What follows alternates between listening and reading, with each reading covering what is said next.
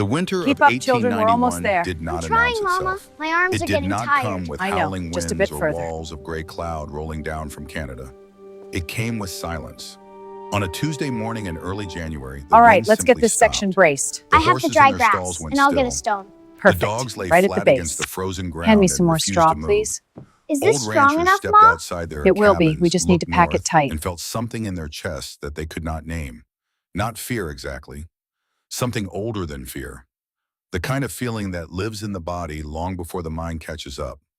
The sky turned the color of cold iron. By nightfall, the temperature had dropped so fast that water left in buckets cracked into solid ice before supper was finished. Frost moved along the inside walls of cabins, like white veins spreading through old wood. Chimneys smoked without warming the rooms below them. Men stood next to their stoves and still felt the cold pressing at their backs, the way cold always finds the gap between a man and the thing he is depending on. But that was January, and January was still weeks away. This story begins in September. It begins with a woman sitting at a table doing arithmetic that had no good answer. Her name was Ruth Calloway. She was 32 years old. She had brown hair she kept pinned in back because loose hair meant distraction, and she could not afford distraction. Her hands were the hands of someone who had always worked, not rough physically but capable. Certain, the kind of hands that knew what they were doing before the mind finished the thought. She had spent enough years using them for precise work, stitching seams, grading papers, kneading bread caulking, window frames that they operated with a quiet, independent competence that she had come to rely on in the same way she relied on the thermometer and the compass tools that gave honest readings. She had been a school teacher for 6 years before her marriage. She had taught reading and arithmetic to children whose fathers worked timber and whose mothers made everything from nothing. She understood numbers. She understood what they meant when they told you something you did not want to hear, and she understood that looking away from them did not change what they said. The numbers in front of her that September evening were telling her exactly that. 4 cords of wood remained stacked against the east wall of the cabin. She had counted them 3 times the way you count something when you are hoping the number will change. It did not change. 4 cords. The cabin needed 12 to survive a normal Montana winter. She knew this because she had lived through 4 Montana winters in this cabin, and she had kept records the way her husband had kept records methodically in a small bound ledger, the daily temperature and the daily wood consumption, and the weekly inventory of what remained. The records said 12 cords for a normal winter, and nothing about the autumn felt normal. The elk had moved south 6 weeks earlier than usual. The creek behind the property had iced over at the edges in August, which nobody could remember happening before.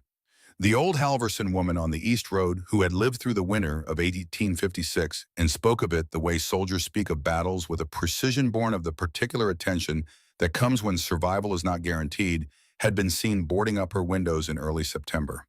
She never boarded up her windows before October. Ruth looked at the 4 cords and then looked away.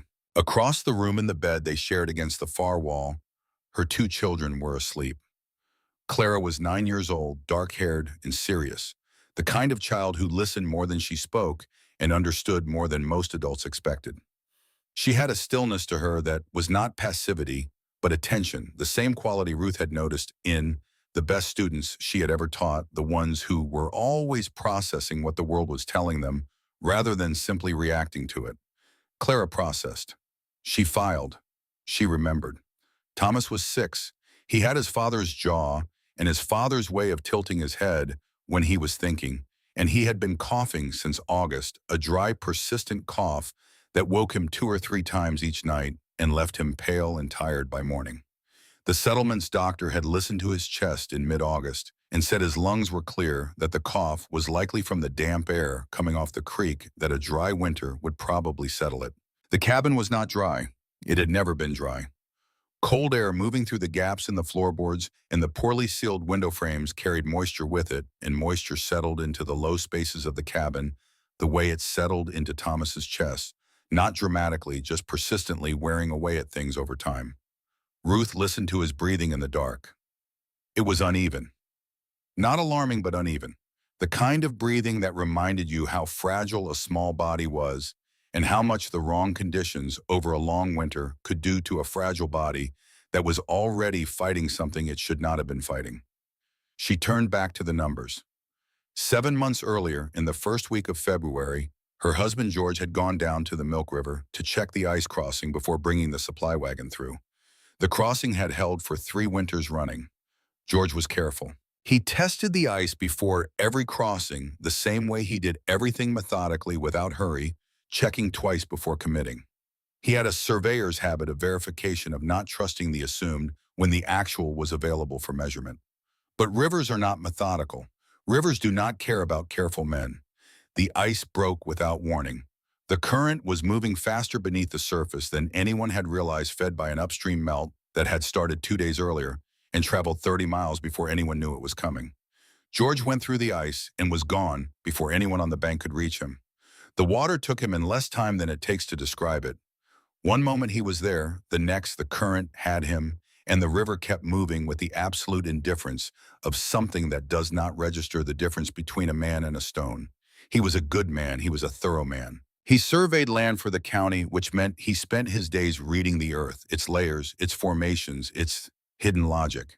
He believed that the land held information if you knew how to look for it.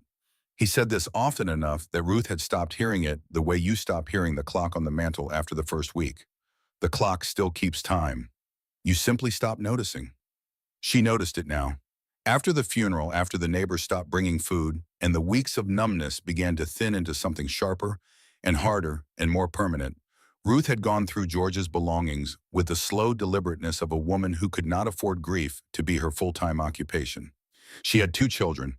She had a cabin that leaked cold air through 17 gaps she had already identified and counted and written down in the ledger, because identifying a problem was the first step towards solving it. She had 4 cords of wood and a pile of mending work from the loggers and ranch hands that paid enough for flour and salt pork, but not much more. She had sorted George's surveying tools, the brass compass in its worn leather case, the rolled maps with their careful pencil notations, the folding rule, the plumb bob, the leather field cases that still smelled faintly of the outdoors. She had stacked his journals, 6 of them, spanning 12 years of land surveys across northern Montana, on the shelf above the fireplace, their spines facing outward in the order she had placed them. She had not opened them, not because she was afraid of what was inside, because she was afraid of his handwriting, of seeing his particular way of forming the letter G, the small closed loop he always made at the bottom, the slight leftward lean that had never quite corrected itself despite the years he'd spent trying. She was not ready for that yet. The handwriting was too much George all at once, too much of the specific physical fact of him, the hand that had held the pen, the mind that had directed the hand, and she did not yet have the steadiness to encounter it without losing the composure she needed to keep the household running. But that September evening, with 4 cords of wood and a coughing child and an arithmetic problem that had no solution, the steadiness or the lack of it stopped being the primary consideration. She reached up and took down the most recent journal. George had been neat. His entries were dated precise, written in the compressed hand of a man who had learned to record a great deal of information in a small space. Ruth turned the pages slowly, not reading for sentiment, reading for information. Survey notes, soil compositions, water table depths, limestone shelf measurements west of the settlement, creek drainage patterns, the migration behavior of water through frozen ground, temperature gradients at varying depths in the soil during winter months. She had not known he recorded temperature gradients in the soil. She had not known he measured drainage patterns. She had known that he went out in all weather with his field cases and his notebooks and came back with mud on his boots and satisfaction in his face. And she had known the county paid him for the information he brought back. And she had understood in a general way that the information was useful. But she had not known the particular nature of what he was recording. She turned the pages and began to understand. About 40 pages from the end, something different. George had written a heading in larger letters than usual. He did so sometimes when something struck him as particularly significant a habit. She recognized now that she was looking for it, the larger script serving the same function as a raised voice in speech, a way of marking emphasis for himself rather than for any anticipated reader. The heading read West Ridge Cave Thermal Observations. She read the entry once, then she read it again. George had discovered the cave 3 summers earlier while surveying the limestone ridge 2 miles west of town. He had noted its southeast-facing entrance, protected from the prevailing north wind by a dense stand of Douglas fir, whose trunks were already old growth, already wide enough that a man could not wrap his arms around them. He had noted the width and height of the interior chamber.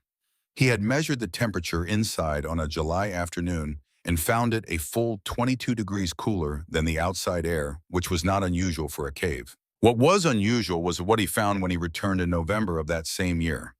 He had written outside temperature 14 degrees Fahrenheit, interior chamber temperature 50 feet from entrance 47 degrees Fahrenheit, stone walls dry, no moisture seepage, limestone composition consistent with high thermal retention.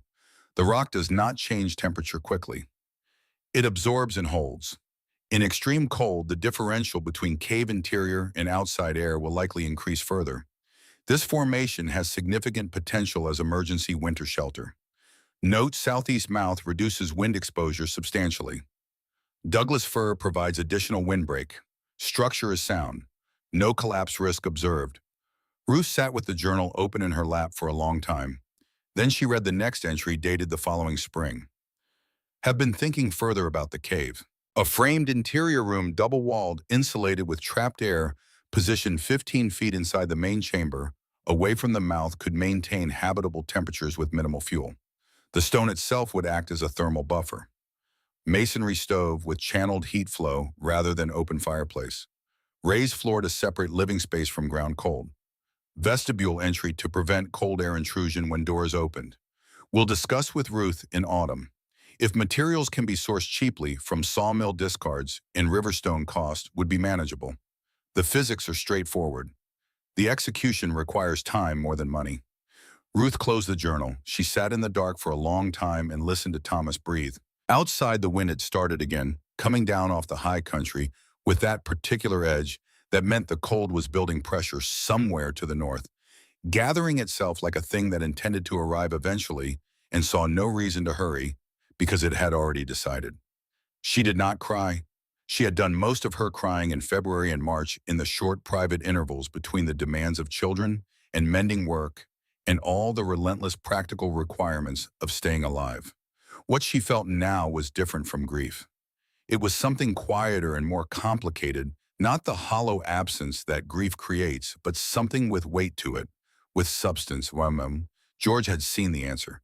He had worked it out on paper in his careful, compressed handwriting, and then he had died before he could tell her. The answer had been in the house the whole time. It had been sitting on the shelf above the fireplace for 7 months. While she burned wood she could not afford to burn and watched Thomas cough and counted cords that were not enough. She set the journal on the table and looked at the 4 cords of wood one more time. Then she picked up a pencil and began making her own notes. Not George's notes, not a copy of what he had written, her notes, her calculations. Her list of materials needed her estimate of what could be sourced for nothing or near nothing, her rough sketch of the room dimensions, her questions about the things she did not yet know how to do and would need to figure out before she could do them. She worked until the lamp burned low. When she went to bed, Thomas was breathing evenly. The wind pressed against the cabin walls and found the gaps. She lay in the dark and thought about stone. The cave was exactly where George had described it. Ruth went the next morning before the children woke, walking west through the timber, with a small lantern following the limestone ridge until the rock face broke open into the dark entrance George had drawn in his journal, a rough sketch not to scale but accurate in the ways that mattered. The Douglas fir trees stood close on either side, thick-trunked and tall, their branches pressing inward over the cave mouth so that the entrance sat in a kind of natural alcove sheltered from 3 sides. Even in the early morning September cold, the air near the cave mouth was noticeably stiller than the air in the open timber. The trees broke the wind. The rock face broke the wind. The entrance faced southeast, away from the direction the worst weather came from. She stepped inside. The cold dropped away immediately. Not warmth, not yet, not at this time of year, but the absence of wind. The air was absolutely still. In northern Montana in the first week of September, still air felt like a specific kind of gift, the kind that arrives without ceremony and is immediately recognized as something that should not be taken for granted. She held the lantern up and walked deeper. The stone walls were smooth and pale, the limestone showing the layered horizontal striations of ancient deposition, the record of millennia of slow accumulation that George would have read as easily as she read a page of text. The ceiling rose higher than she had expected, easily 12 feet at its peak in the main chamber, and the space opened wider than the narrow entrance had suggested from outside. George had been right about the dimensions. She paced them out herself, counting steps converting to approximate feet. The chamber was generous, far more generous than necessary, large enough easily for what she had in mind. She walked to the walls and held her bare hand against the stone. It was cool, but not cold. Not the biting, aggressive cold of the air outside that morning. Not the cold that goes straight to the bone and announces its presence. This was a settled, steady coolness, the temperature of something that had not changed in a very long time and did not intend to change quickly. She held her hand flat against the limestone for a full minute, paying attention. The stone did not get colder under her palm. It did not get warmer. It simply held. It was, she thought, the most patient thing she had ever touched. She thought of what George had written. The rock does not change temperature quickly. It absorbs and holds. She walked to the back of the chamber. At roughly 50 feet from the entrance, she found the spot he had identified, the floor leveled. Here, naturally, the ceiling was still high, the air completely motionless in a way that felt almost pressurized, as if the stillness itself had weight. She set the lantern down on the cave floor and stood very still for a moment, doing nothing, just listening. The silence inside the cave was different from the silence outside. Outside silence was the absence of something, of wind, of voices, of the noise that the world usually made. It was a privative silence, a silence defined by what was missing. Inside the cave, silence was a presence. The stone held it. The earth held it. It had a quality of density to it, of substance, the way a well-built room has a quality of substance that a tent does not. It felt absurdly, impractically, but genuinely like the inside of a library. That particular quality of quiet that makes you feel the walls are doing something useful. She stood in it for a minute. Then she picked up the lantern and walked back out into the September morning. She had materials to find, and she intended to start immediately. She did not announce her plan. She did not ask for help. Ruth Calloway had learned in 32 years of living among people who had opinions about what women should and should not do that announcing a plan before it was finished gave other people the opportunity to stop it. Not always through active opposition, sometimes simply through the weight of enough expressed doubt, enough concerned suggestions, enough well-meaning questions about whether she had really thought it through. Doubt applied consistently enough over time could do the work of an outright refusal. She had seen it happen to other women. She did not intend to give it the opportunity. She started with the sawmill on the north edge of the settlement. The timber operation there produced more scrap lumber than it knew what to do with rough-cut ends, warped planks, pieces too short for standard construction, used odd lengths that didn't fit the standard orders. Most of it was burned or left to rot in a pile behind the main building. Ruth spoke to the mill operator on a Thursday afternoon, explained that she was building an addition to her property, and asked if she could take the discard pile for a modest sum. He named a price. She paid half of it immediately and promised the rest in mending work, 3 weeks of shirts and trousers for the mill crew, which he accepted without hesitation because his crew went through work clothes the way machinery goes through grease constantly and without apology. She borrowed a handcart from the widow Edmonds, who lived half a mile toward town, and asked no questions about the borrowing in exchange for Ruth checking on her twice a week through the winter months. It was a fair arrangement. Both women understood what they were trading, and both considered it reasonable. The first load came on a Friday morning before sunrise. Ruth pushed the handcart 2 miles through the timber in the dark, following the path she had already walked twice, loaded it with the straightest boards she could find in the discard pile, the pieces with the least warp, the most useful lengths, and pushed it back to the cave. She stacked the lumber inside the cave entrance, away from any moisture, covered it with canvas, and was home before Clara had started breakfast. She did this 6 more times over the following 2 weeks, varying her departure times slightly so that no single neighbor would develop a clear picture of the pattern. This was not deception exactly. It was privacy. She had learned to distinguish between the two. The clay came from the riverbank south of the settlement, a dense reddish clay that dried hard and held its shape and sealed gaps with the tenacity of something that had been sealing gaps since before there were gaps to seal. Ruth had used it before for patching the cabin chimney and knew how it behaved, how wet was too wet, how dry was too dry, how long it needed to cure before it would hold under pressure. She collected it in buckets, 2 buckets per trip, covered each one with a square of oilcloth to keep it from drying out before she needed it, and stored the buckets inside the cave where they would not freeze. Flat stones for the floor came from the foundation of an abandoned homestead 3/4 of a mile into the timber, a property whose owner had left for Oregon in 1887 and never returned, leaving behind a collapsed structure and a neat rectangle of good foundation stones that the forest was slowly reclaiming. The stones were good limestone, already shaped roughly by whoever had quarried and laid them decades before they already fitted into usable dimensions. Ruth carried them in a canvas sling she had rigged for the purpose, 3 or 4 stones at a time, depending on size, which was all her back would allow, on the uphill return to the cave. The children helped on Sundays, which was the one day Ruth did not take mending work. She framed Sunday work at the cave as an adventure for their benefit, and Clara, who was 9 and not easily deceived about the nature of things, played along with the framing because she understood its purpose and agreed with it.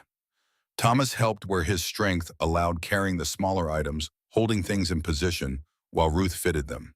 He tired easily and coughed more in the cool cave air than he coughed indoors, which worried Ruth in the short term and motivated her in the longer one. He needed to be somewhere drier and warmer than the cabin by the time the real cold arrived. She was building him that place as fast as she was able. Clara gathered dried moss and pine needles from the forest floor. With a thoroughness that was characteristically hers, she did not rush it, she did not cut corners. She filled each sack completely and evenly before starting the next. The moss and pine needles would go between the double walls of the room, packed loosely enough to hold air without compressing it out. Still air was the best insulation available to her, given what she could source and afford. Clara understood this after one explanation and did not require a second. The work was slow. It was physical in a way that left her tired in her bones at the end of each day, a deep structural tiredness that sleep addressed but did not entirely cure. But it was also, she found, clarifying in a way that pure thought was not. Every board she carried was a decision already executed. Every bucket of clay was a problem already partially solved. The arithmetic of survival, which in the cabin felt abstract and threatening, was being converted out here into physical objects in the world, objects that would do the work she was designing them to do once the cold arrived. George would have enjoyed this, she thought, on a Sunday afternoon in mid-October, while fitting the base of the first wall. He had always preferred the field to the office. He liked problems that resolved into physical action, into something you could touch and test and verify. He had a surveyor's distrust of conclusions that could not be confirmed against the actual landscape. She understood that distrust better now than she had when he was alive to demonstrate it. She did not let herself think about him too long. Not yet. There was too much left to do, and grief, however legitimate, required a quality of inward focus that she could not afford while she was building something that her children's survival depended on. She thought about stone instead, about heat, about this behavior of still air. The first real trouble came on a Sunday morning at the end of September. Ruth had come to church as she did every week, both for the genuine community. Of it, she was not a woman who pretended to feel things she did not feel, and she felt the value of shared worship, honestly. And because absences in small settlements are noted and generate exactly the kind of concerned attention that produces visits and questions and the kind of well-meaning interference that slows things down. After the service, standing in the pale autumn sunlight outside the church doors, while Clara kept Thomas from running into the road, she was approached by Harlan Bowman. Harlan was 67 years old and had been building cabins in northern Montana for 38 years. He was broad through the shoulders and carried himself with the particular confidence of a man who had been right about most things for a very long time and had organized his sense of himself around that record. He built well. Ruth knew this. Everyone in the settlement knew this. The Bowman-built cabins were the warmest in the area, notched corner joints, careful chinking properly, drafted chimneys, adequate overhangs. He had reason for his confidence. It was not groundless. He had heard about the lumber. He had heard about it because small settlements have the information distribution characteristics of a single organism. Something that happens on the north end is known on the south end within 24 hours, processed and interpreted along the way with varying degrees of accuracy.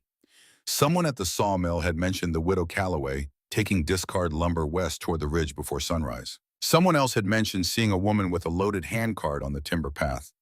And Harlan Bowman, who built things and therefore noticed when other people were building things, had assembled the information and drawn a conclusion. He asked her directly in the manner of a man who had decided long ago that directness was a virtue and had been applying that decision consistently ever since. "I hear you've been hauling lumber out toward the West Ridge, Mrs. Calloway." "That's correct," Ruth said. "Building something out there." "I am." He waited for her to say more. She did not. The habit of saying precisely what needed to be said, and no more, was something she had developed as a teacher. A classroom managed by a teacher who over-explained was a classroom that never developed the student's own capacity to fill silence with thought. "On the ridge, I'm told," he said, "near the limestone formation." "Near the cave," she said. "Inside it, actually." The pause that followed was brief but had weight to it. Around them, the small Sunday morning clusters of conversation continued their usual business: women comparing notes on winter preparations, men discussing the price of firewood and the reliability of the various suppliers, children testing the outer edges of parental patience with the scientific thoroughness that children bring to this particular experiment. But in the space between Ruth and Harlan Bowman, something had shifted in the air, the way air shifts just before weather changes.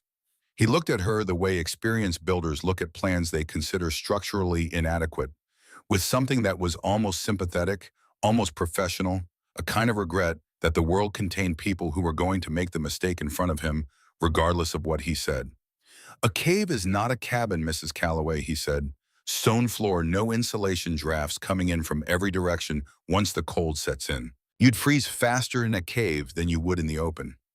"I'm building a room inside the cave," she said, "not sleeping on bare stone." "Stone walls pull the heat out of a room," he said. "That's not opinion, that's basic physics. You'd need a fire 3 times the size of a normal hearth just to compensate for what you'd lose through bare limestone." "Not if the room is built properly," she said. There was something in her voice when she said it, not defiance, which she did not feel the need for, but a kind of settled certainty that she had not quite intended to let show as clearly as it did. Harlan heard it. His chin came up slightly, the way a man's chin comes up when something has surprised him, and he has not yet decided how to categorize the surprise. "What does properly mean in your estimation?" he asked. She came close to telling him. She could see the entire logic of it clearly in her mind. The double walls and their captured air, the masonry stove with its channeled heat, passages, the raised floor, the vestibule, all the interlocking elements of a system that George had understood and she was learning to build. She could have laid it out for him clearly and completely. The physics were as George had written, straightforward. But she stopped herself. Because Harlan Bowman had not asked the question out of genuine curiosity. He had asked it the way a man asks a question when he has already determined that the answer will demonstrate inadequacy, when the asking is itself a form of demonstration, the performance of patience before the expected failure. "It means what I build will work," she said. She gathered her children and walked home. That evening, through the widow Edmonds, who reported these things with the careful neutrality of someone who was sympathetic but committed to accuracy, Ruth learned that Harlan had spent the better part of an hour at the general store that afternoon. The conversation had covered various topics, as general store conversations do, but its drift had been consistent. The widow Calloway was proposing to winter herself and 2 young children in a hole in the hillside, and no amount of discard lumber or good intentions was going to change the fundamental realities of cave habitation. Caves were cold. Caves were dark. Caves were for animals or for desperate men passing through who had no other option. They were not homes. They were never going to be homes.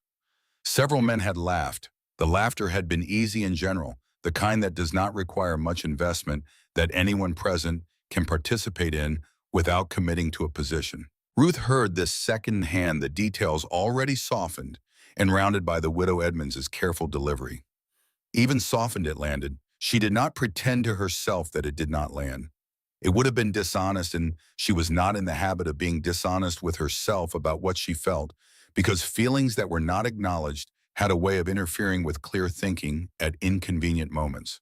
She sat with the full weight of it, the smallness of being publicly laughed at, the particular and specific exhaustion of being a woman with a plan, in a world that expected her plans to be smaller than the men around her. The awareness that even if she was completely right, She would spend the entire winter knowing that people were waiting for her to be wrong. She felt all of it. She let it move through her completely. Then she picked up George's journal and read the cave entry one more time. The careful observations, the temperature differentials, the note about the thermal retention properties of the limestone formation, the conclusion understated confident characteristic. This formation has significant potential as emergency winter shelter. She set the journal down and looked at the wall of the cabin, at the gap near the east window where cold came through every winter, at the chimney that smoked when the north wind blew, which was most days from November to March, at the floorboards with their quarter-inch gaps that let cold air rise from the crawl space into the living room every night. Harlan Bowman had built this cabin. She stood up, went to bed, and in the morning loaded the handcart. October moved through in a procession of gray days and sharp nights, the season doing its reliable work of preparation, stripping the leaves, hardening the ground, driving the last warm air south. Ruth worked in the cave each morning before her sewing work began, and each Sunday afternoon and the structure inside the chamber began to take shape with the slow, accumulated logic of something built by someone who could not afford to make mistakes and therefore did not make them carelessly. She started with the location selection, which was the most important decision and deserved the most thought. 15 feet back from the entrance, far enough from the cave mouth that the cold air pooling at the entrance did not reach the room's outer wall, close enough to the natural fissure in the rock ceiling that the chimney flue could run upward through the limestone and exit at the surface without excessive length. The ceiling at this point was still high 9 feet, she estimated, which was sufficient. The floor was level. The air was absolutely still. She marked the corners of the room with stakes driven firmly into the cave floor, 14 feet long, 10 feet wide, 8 feet tall. She had calculated these dimensions carefully, working backward from what she needed a space small enough that the heat from a minimal fire could maintain it adequately large enough that 3 people could inhabit it through a winter without the proximity becoming untenable. Small rooms are efficient rooms. The frontier had understood this long before engineers put equations to it. She built the first wall. Vertical planks close set the gaps between them, packed with the riverbank, clay work to the right consistency.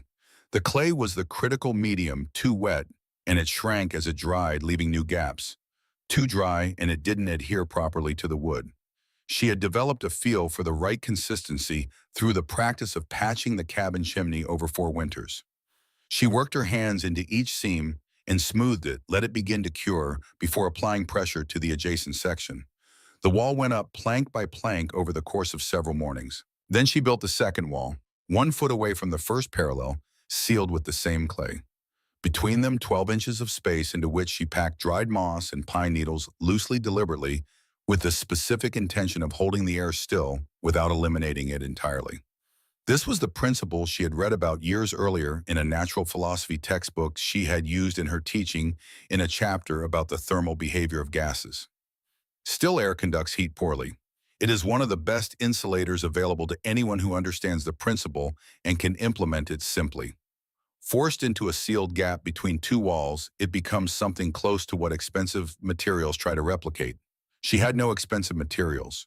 She had moss and pine needles and the knowledge of what still air could do. The floor came next.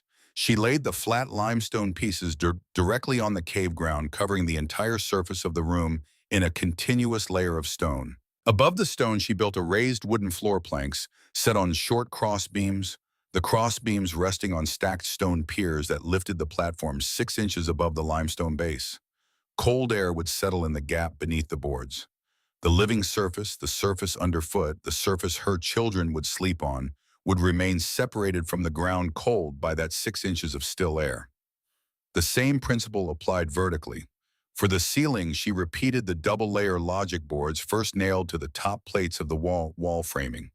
Then a layer of canvas salvaged from an old wagon cover that the settlement's general store had sold her for almost nothing, the canvas stiff with age and weathering but intact. Then a second layer of boards on top of the canvas.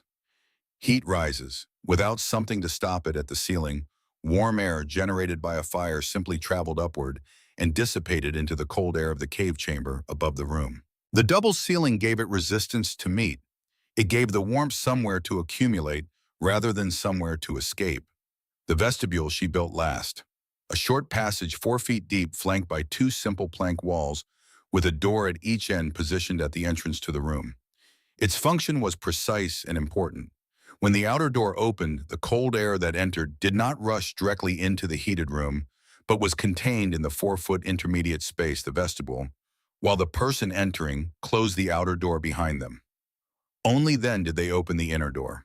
The cold air that had entered was limited to those 4 cubic feet rather than the entire room. Each entry and exit cost the room only a small fraction of its heat rather than a significant portion. It was the same principle as an airlock on a ship applied at the scale of a widow's budget in a cave in northern Montana. The materials were cheap, the thinking was not. By the first week of November, the framing was complete. She built the stove last, and she built it with the greatest care because the stove was the heart of the system, the element on which all the others depended for their function. Not a fireplace. She had given this considerable thought and had arrived at the decision firmly. An open fireplace produced dramatic flames and the sensation of warmth in its immediate vicinity, but it was thermally wasteful in ways that a closed masonry stove was not. A fireplace pulled air from the room up the chimney, constantly warm room air. The air you had worked to heat drawn out and replaced by cold drafts from every gap in the structure. The fire roared and the chimney roared, and the heat went primarily into the sky above the roof. You could feel warm standing in front of a fireplace and cold standing 3 feet to the side of it, which described the fundamental problem exactly. George's notes had described a masonry stove design he had read about in a German engineering journal that had made its way west through the particular accident of curious minds, the kind of technical knowledge that travels through a chain of people who find it interesting before it reaches someone who finds it useful. The principle was different from a fireplace in every important way. The fire burned in a small enclosed firebox with a controlled air supply. The hot combustion gases did not travel directly up the chimney. Instead, they traveled through a series of stone channels built within the stove's mass, surrendering heat to the surrounding stone at each turn of the path. Only after passing through these channels did the exhaust gases reach the chimney flue and exit. The stone absorbed the heat at every stage of this journey and held it the way limestone holds temperature, the way the cave held temperature, patiently and without waste. Hours after the fire had burned down to coals and then to cold ash, the stone continued to radiate that absorbed warmth into the room slowly and steadily, the way a sun-warmed boulder continues to heat the air around it long after the sun has moved past. Ruth built the firebox from limestone pieces set in clay mortar, working from George's sketches and her own measurements. She constructed 3 channel passages through the stone mass, each passage reversing direction, so that the hot gases traveled the length of the stove 3 times before reaching the flue exit. The flue ran upward through the cave wall to the natural fissure at the surface, a fissure George had noted in his original survey wide enough at the top to allow a modest exhaust. She was not a mason. She knew she was not a mason. She made mistakes and identified them and corrected them, which is the difference between someone building carefully and someone building carelessly. She rebuilt one section of the channel. After a test fire revealed insufficient draw, the gases were cooling too much before reaching the flue exit and losing the buoyancy that drove the draft. She recalculated the firebox dimensions after the first full test produced more smoke infiltration into the room than she would accept. She corrected, she adjusted, she continued. On the 9th of November, Ruth Calloway moved her children into the cave. They carried what they needed in 2 loads, Ruth and Clara, each taking one end of the heavier items, Thomas carrying what his 6-year-old strength could manage with the serious concentration of someone who understood he was doing something important. Bedding the table, 2 chairs, cooking pots, a lamp with a good supply of oil, her sewing kit with its organized rolls of thread and its 3 good needles, and George's journals. The journals came last, wrapped in oilcloth, carried by Ruth herself, with the deliberate care she would have given to anything irreplaceable. Everything fit inside the small room with space remaining.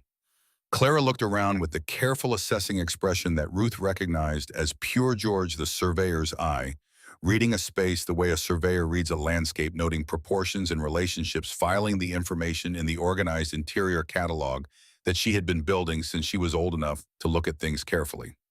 She turned slowly in the center of the room, taking it in. "It feels different in here," she said. "Still," Ruth said, "that's what you're feeling. There's no wind."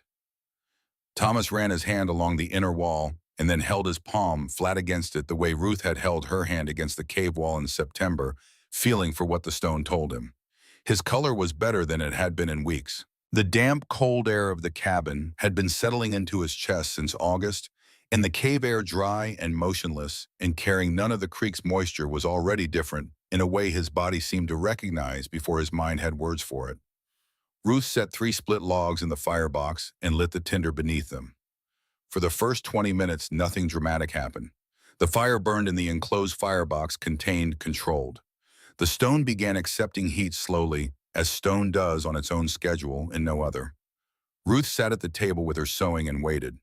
This was the part of the process that George's notes had been clear about. The first charging of the stone mass required patience. You could not rush stone. It accepted heat at the rate it accepted heat, and trying to accelerate that rate by building a larger fire simply wasted fuel and produced smoke. 40 minutes after she lit the fire, she held her hands 6 inches from the stove's outer wall. Warm, not hot, not the sharp, aggressive heat of open flame, but something quieter and more sustainable, the warmth of a system that had absorbed energy and was beginning to release it, the warmth of something that had decided. She picked up George's mercury thermometer, a surveying instrument accurate to within 2 degrees, the most precise measuring tool in the settlement, and held it at shoulder height in the center of the room. 62 degrees Fahrenheit. She looked at the reading for a moment. Then she looked at the wall. Then she looked at her children. Thomas had fallen asleep on his bedding, his breathing even and quiet in the dry cave air, his chest rising and falling without the rasping catch that had interrupted his sleep every night for 3 months.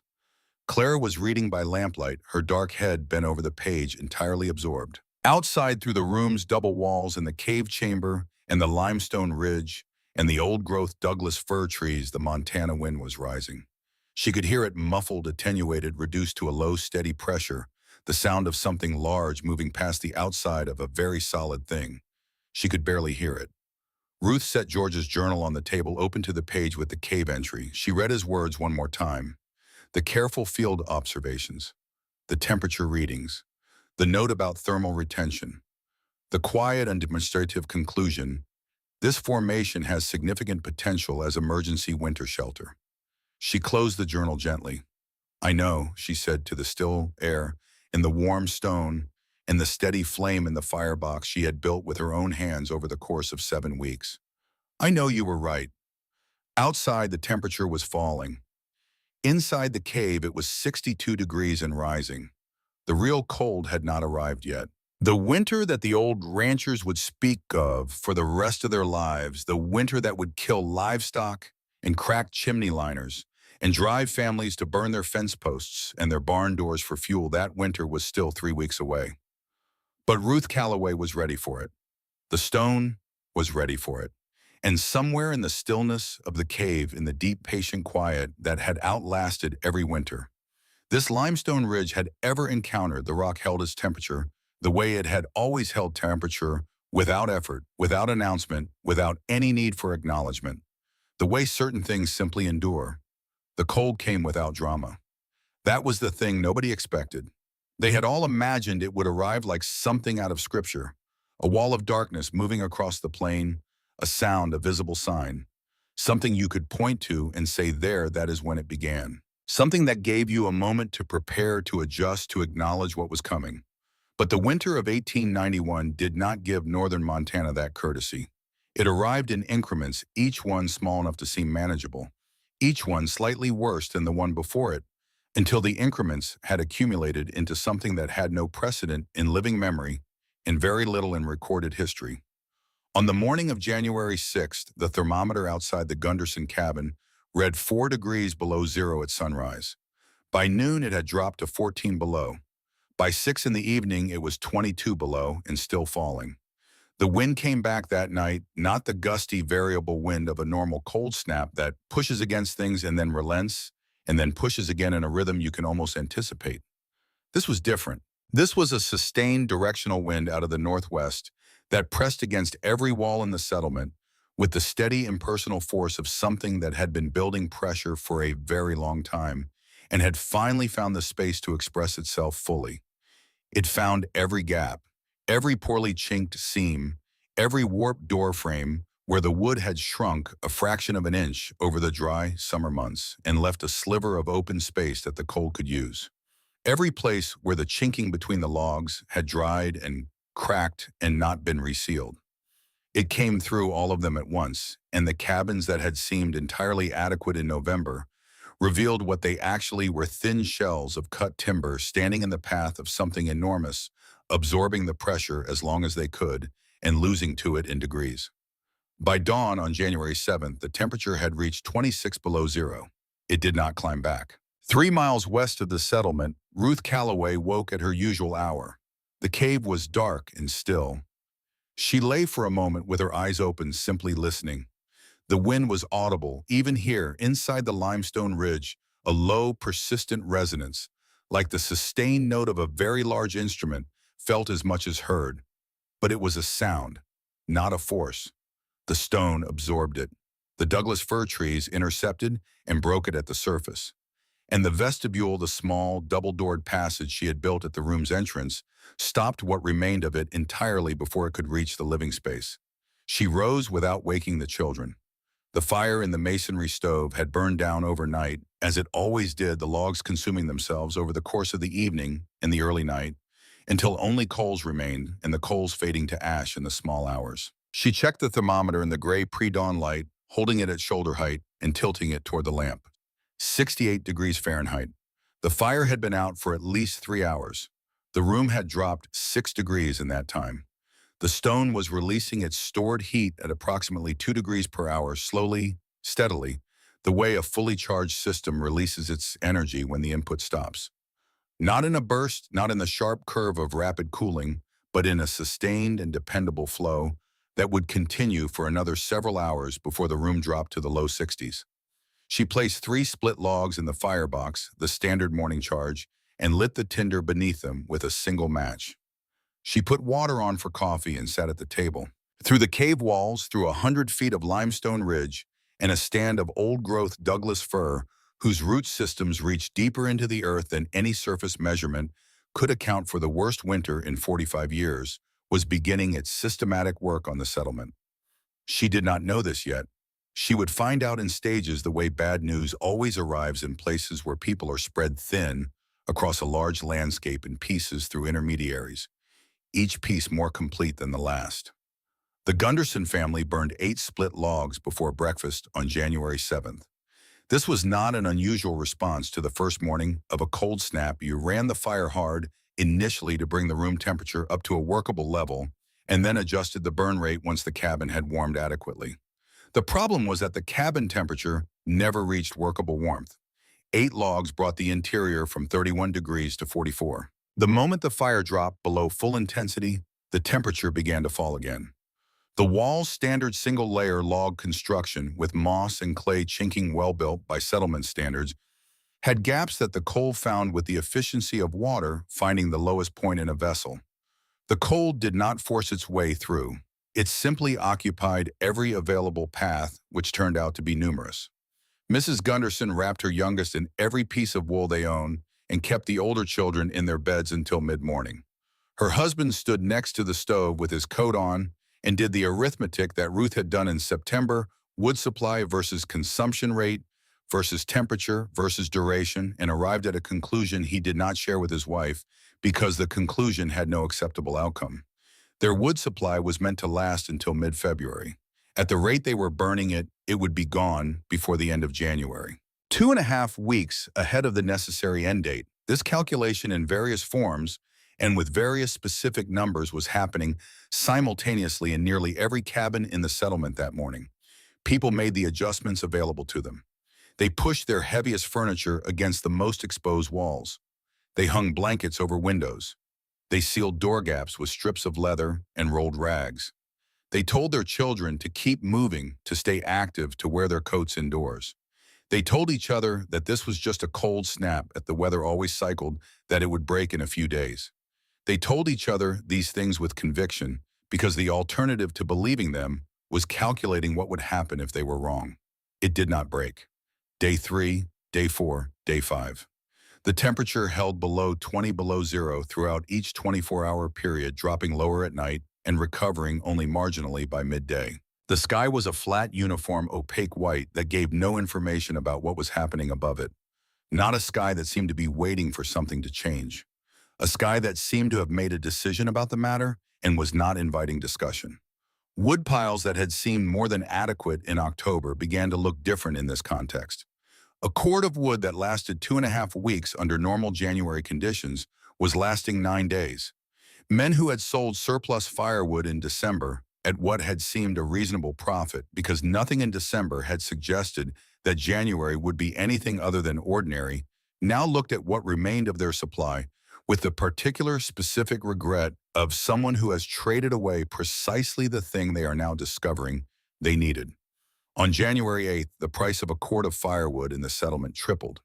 On January 10th, there was no firewood available for purchase at any price.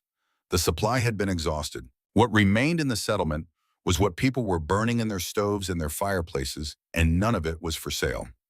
Harlan Bowman noticed the crack on the morning of January 9th. He noticed it the way experienced builders notice structural problems, not by looking for it because he had no reason to look for it, but by a change in the sensory environment of the room that his body registered before his conscious mind had formulated a specific thought. A slight sharpness in the air, a smell that was not quite smoke, but carried smoke as an undertone the way a word can carry a meaning without stating it directly. He was at the kitchen table with his coffee when he became aware of it, and he set the cup down and stood up and walked to the fireplace and looked at the chimney liner with the careful attention of a man who had built many chimneys and understood what the signs of their distress looked like. The crack ran diagonally across the upper portion of the firebox throat, 3 inches in length, not wide, but in exactly the wrong location. The liner at that point was under differential thermal stress. The stone at the throat had been expanding under the heat of the fire and contracting in the cold between fires for 11 years, and there had always been a flaw in the original material at that location. A flaw so subtle that Harlan had not detected it when he built the chimney, had not detected it in 11 subsequent years of use, and the accumulated cycling had finally opened it along the line of least resistance, which happened to run across the chimney's most critical structural point. 11 years. Harlan had built this chimney himself with the same care and precision that characterized everything he built, and it had performed correctly for 11 years before the cold found the one place where it could fail. He tried to seal the crack with fresh mortar. The repair held for 6 hours and then failed because the thermal cycling continued to move the stone, and fresh mortar needed time to cure that the temperature differential would not permit. He tried a second time with a different mixture. It held for 4 hours. By the afternoon of January 9th, Harlan Bowman had abandoned his main fireplace entirely. He moved his operation to the small iron parlor stove in the back room, a secondary heat source he had always considered adequate for the shoulder seasons, for the cool days of October and the warming days of April, but never intended as the primary heating system for a full Montana winter at 26 below. Running at maximum sustained capacity, it kept the back room at 45 degrees Fahrenheit and the rest of the cabin at temperatures that he did not bother to measure because he already knew the answer. Harlan Bowman, who had built more cabins in northern Montana than any other living man, who had laughed at Ruth Calloway's cave with the comfortable authority of 38 years of construction experience. Harlan Bowman was keeping warm by degrees in one room of his own, best work wearing his coat indoors and eating his meals beside a stove that was not designed for the load he was asking it to carry. He did not mention this to anyone. He did not mention it because there was no version of mentioning it that did not also mention the gap between what he had laughed at and the temperature of the room he was sitting in, and he was not yet ready to close that gap in the presence of witnesses. He needed to close it privately first, in the way that men who have been wrong for a long time close their accounts with the fact of it alone, without an audience in the specific silence that precedes a change in position. Ruth did not know about Harlan's chimney. She did not know about the Gunderson wood supply, or the tripled firewood prices, or the settlement's steady accumulation of small and large defeats. She was 3 miles away inside a limestone ridge, working at her sewing by lamplight, while her children did their morning lessons at the table beside her.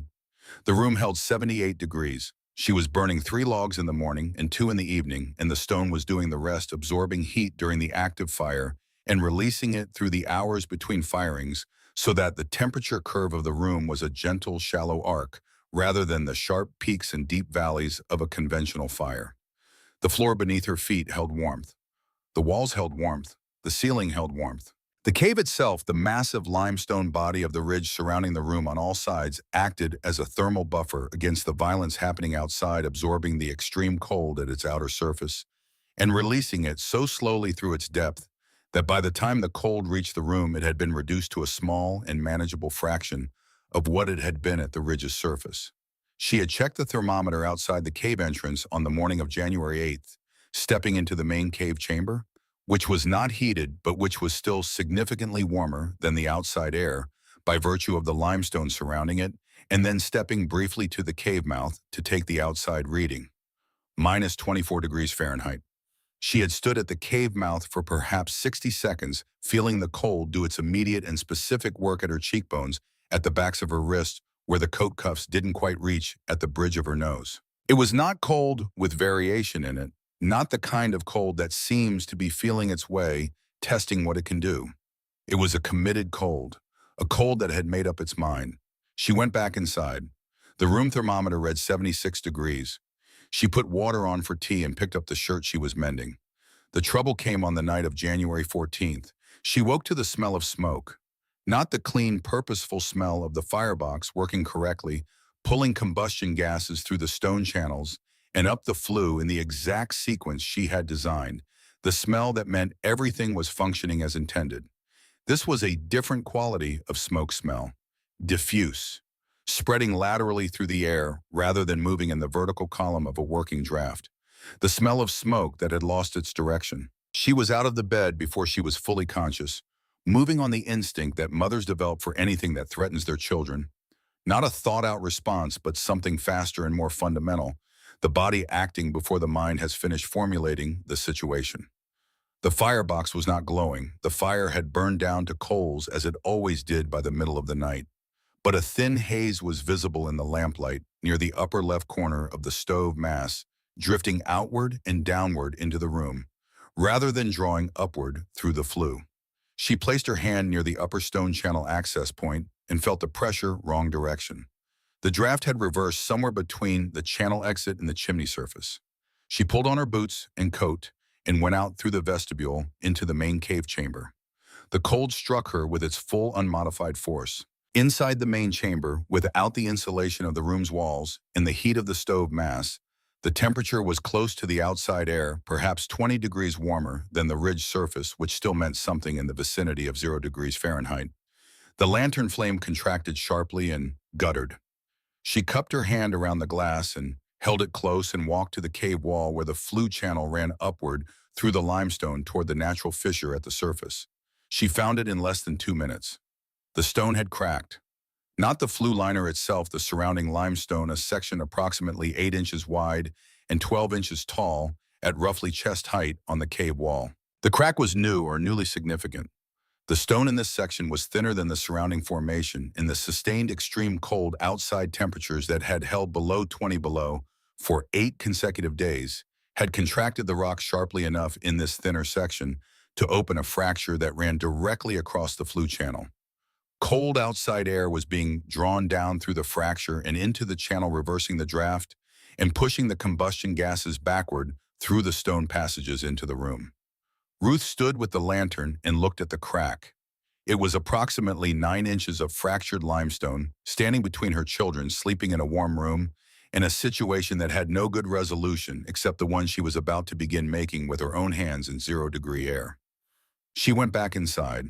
Clara was sitting up in her bedding when Ruth opened the inner door, awake and alert with the particular wakefulness of a child who sleeps lightly when something in the household is not right. Some children panic when they sense trouble. Clara organized. The difference was foundational to her character, and Ruth had long since stopped being surprised by it. "What's wrong with the stove?" Clara said. Not alarmed, practical, assessing. "The channel cracked outside. I need to seal it." "It's cold out there." "Yes." Clara was already moving. "Do you need light?" "I need you to read me the channel specifications from your father's journal while I work," Ruth said. She was moving toward the clay crocks stored along the north wall, selecting the right one by touch, checking the consistency.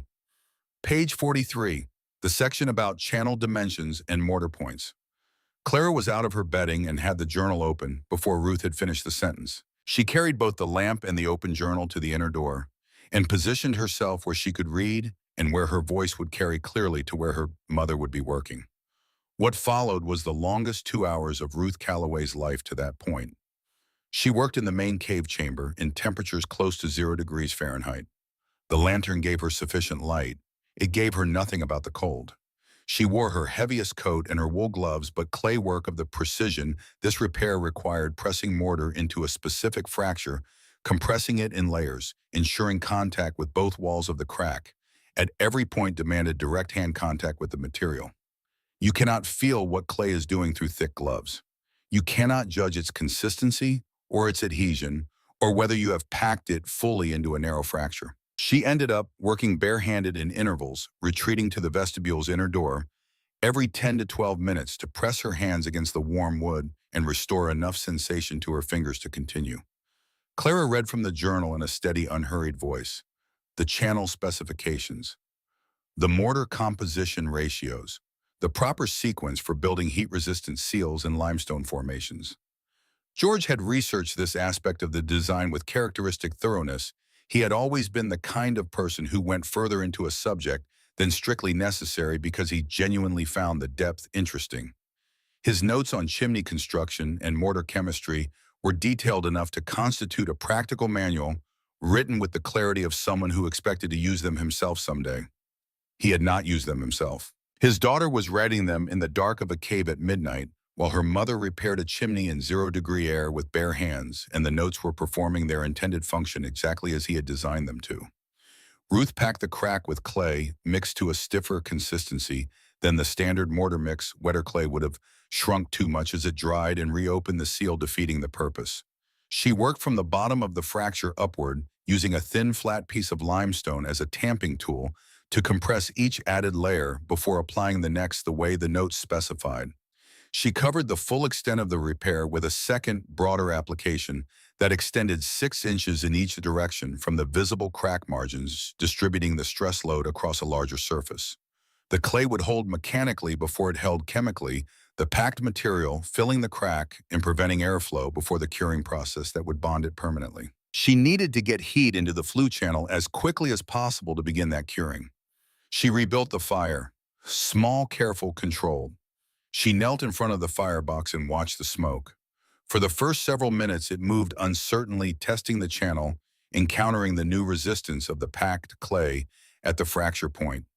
Then gradually, with the persistence of gases following the path of least resistance, it found its way. The draft reestablished. The smoke moved upward. The room began slowly to clear of the thin haze that had woken her. Ruth sat on the cave floor with her back against the limestone wall and let herself breathe. She was shaking. Not entirely from the cold, though the cold was a significant contributor. It was also something else, the physical aftermath of sustained concentration under difficult conditions, the body's accounting of what it had spent in the last 2 hours. Precision work in 0 degree temperatures with frozen hands by lamplight, while a 9-year-old read engineering specifications and a 6-year-old slept 3 feet away from a smoke problem. The shaking was the body's delayed invoice presented now that the immediate need had passed. She let it run its course. It took a few minutes. Then she went back into the room. Thomas had slept through everything.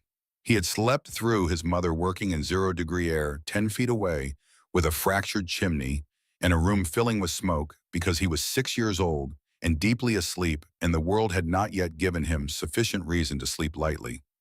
Ruth looked at him for a moment with the particular and complex feeling that mothers develop for children who are asleep, the mixture of relief and love, and the awareness of how temporary this specific version of them is, how quickly they are always becoming the next version.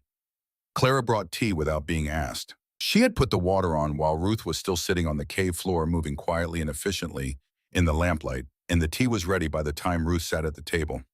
Ruth wrapped both hands around the cup and held it. The warmth came through the ceramic into her palms and fingers in stages. "Will it hold?" Clara said, sitting across from her. "Until it warms," Ruth said. "The clay needs heat to cure properly. Once the stone warms from the inside, it will bond permanently." What if it cracks again somewhere else? Ruth considered this. It was the right question. A 9-year-old who asked the right question deserved a complete answer. Then I'll find the new crack and pack it again, she said, the same way. Clara looked at her with the George eyes, the surveyor's eyes, reading a face the way George had read a landscape, noting what the surface revealed about the structure beneath. You're not going to tell anyone this happened, Clara said. It was not quite a question. No, Ruth said, because they would say the design failed.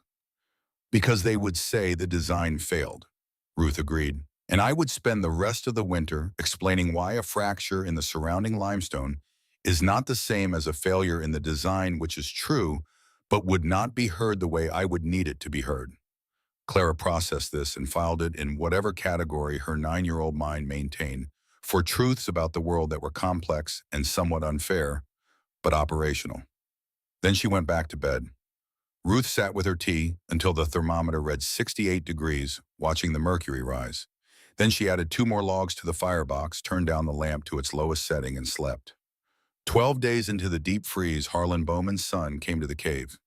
His name was Edmund Bowman. He was 31 years old, built on the same physical lines as his father, broad through the shoulders, deliberate in his movements, economical with his words. He arrived mid-morning on January 18th, when the outside temperature had climbed to a relative 15 below, which passed for moderate in the context of that particular January's arithmetic. He had a stated reason for the visit, which he delivered at the vestibule entrance, with the measured neutral tone of someone who has rehearsed an explanation enough times to have removed from it any trace of the motivation that produced it. His father, he said, had been concerned about the welfare of the widow Calloway and her children during the extreme weather. He had asked Edmund to stop by and confirm that everything was in adequate order. Ruth looked at Edmund Bowman in the vestibule doorway for a brief moment. Edmund was a decent man. This was legible in the slight discomfort of his posture, in his inability to meet her eyes with full directness. He had not invented the reason for this visit. He had been given it. Come in, she said. Close the outer door behind you. He stepped through the vestibule and opened the inner door. The warmth that met him was immediate and complete, not the localized heat of a nearby fire, but the ambient, distributed warmth of a space that had been consistently heated for long enough that every surface in it had absorbed and was now returning that heat to the air. Edmund's body registered it before his face did a slight forward movement of his head, a relaxing through the shoulders that happened before any conscious decision. He stepped fully into the room. His eyes went immediately to the thermometer, 79 degrees. He moved through the space with a builder's deliberateness, reading it the way builders read spaces not casually, but with the systematic attention of someone converting visual information into structural understanding. He noted the double walls. He pressed his palm flat against the inner face of the outer wall and held it there, feeling the warmth stored in the material, the evidence of what the system had been doing all winter. He examined the floor construction, crouching briefly to look at the gap beneath the boards. He looked up at the double-layer ceiling. He stood in the center of the room for a moment, simply taking it in. He asked 2 questions directly and specifically, in the manner of a man who wanted the information for a purpose. How wide was the air gap between the walls, Ruth told him. 12 inches packed loosely with dried moss and pine needles. How were the stove channels arranged? Ruth described the 3-pass layout, the combustion gases traveling through 3-channel reversals before reaching the flue exit, surrendering heat to the stone mass at each stage. Edmund listened to both answers with his arms crossed, his eyes on the stove. He looked at it the way you look at something that has made an argument more effectively than you expected. My father wanted me to check on you, he said. I know, Ruth said. Everything appears to be in adequate order. It is, she said. He stood at the inner door for a moment before leaving with the particular stillness of someone who has something more to say and is deciding whether to say it. He decided not to. He put his hat on and stepped through the vestibule. Mrs. Calloway, he said through the closing inner door, thank you for your time. The outer door closed. Ruth sat down at the table and continued her sewing. She understood what Edmund Bowman's visit had actually been. She understood that the specific questions he had asked were not questions asked for his own interest. She understood that she would not be the last Bowman to visit the cave that winter, and that the next one would not be the son. She continued sewing. The stove hummed with stored heat. The thermometer held steady.